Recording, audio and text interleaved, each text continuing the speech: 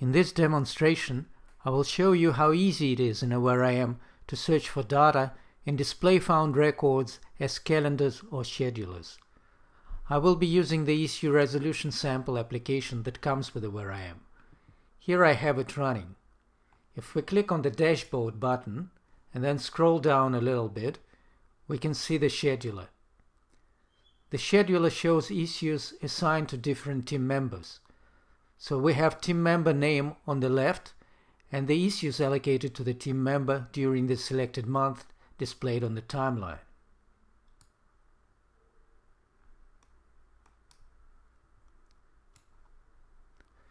We can change views here and display issues for the selected day or week instead of the selected month.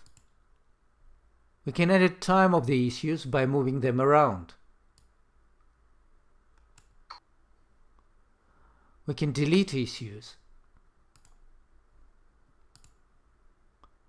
We can also set other properties of the issue if we click on it and change the properties in the pop-up form. We can also create new issues by clicking anywhere on the timeline.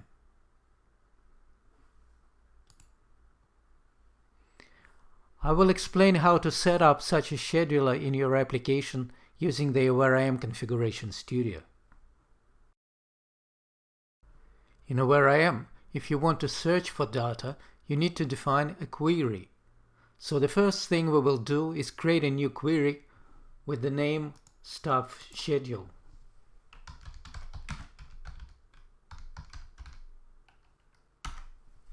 Next, I need to define the criteria of search in this area here. In our case, this criteria is pretty straightforward. We need to retrieve all issues. So I select the business object to search for, issue in this case, and then leave the search criteria area empty. Next, we will define how the found issue records will be presented to the user. Let's go to the Display As property and make sure that the results are shown using a scheduler. So we select the Calendar Scheduler radio button here. Then we will specify which views of the scheduler will be shown. A scheduler is different from a calendar in that a scheduler shows a timeline. So we select the timeline views for our scheduler.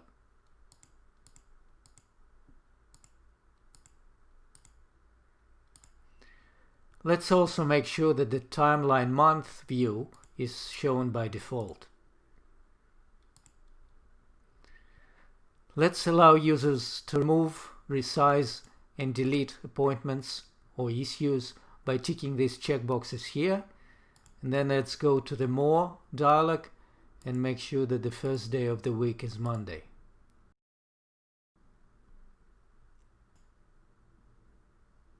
We can now see the preview of our query in this area here. Just about the only other thing we need to do is define resources that will be displayed on the left of the timeline. In our case, resources are staff members that the issues are allocated to. So let's click on the Editing and Resources property and select the Assign To attribute as the attribute that links issues and staff members. Let's go to the details and make sure that we display first name and last name for each staff member. Let's now remove the default panel header and we're done. That's it. This is how easy it is. Let's have another look at the final result.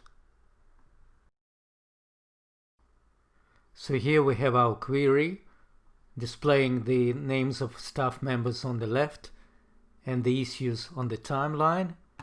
We have our different timeline views. We can move issues around, we can delete them, we can create new ones, or we can edit the existing ones using a pop-up form.